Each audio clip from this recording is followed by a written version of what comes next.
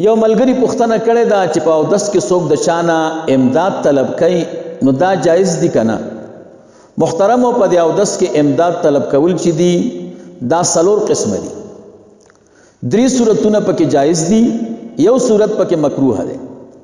ته اودس کې چاراندام کې او چاته وایي چې ما ته اوبه راوړه، دا اوبه راوړل کته مطالبه کې د بل نه کوم دسې درته راوړي دام جایز دي.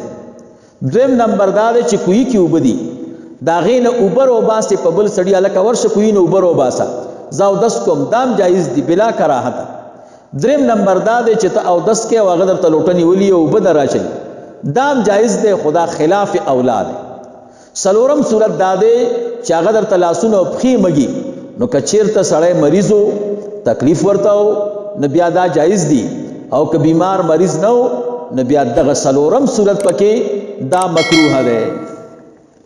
دې دپاره دا شامی ده اول جلد، د شامی اول جلد ده او صفحه دا 94 یعنی 94 صفحه ده. دې کې هم دا مسله کوي حاصل دا ده چې ان الاستعانه فی الوضوء ان كانت بصب الماء او استقائه او احضاره فلا کراهه بها اصلا. یو سړی په اودس کې بل نه امداد غواړي، اوبرا واچوا کوی نه اوبر وباسا ریوړه راته ولو بطلبه نو دا جایز دی. و ان كانت بالغسل والمسح او قدر توي چې خلاص راته وینځه وی مګا نو فتکره بلا عذر، که عذر وو نو دا بیا مکروه دی. انو په صورت د مګلو کې یا د وینځلو کې مکروه دی. باقی درې صورتونه چې دي دا جایز دي.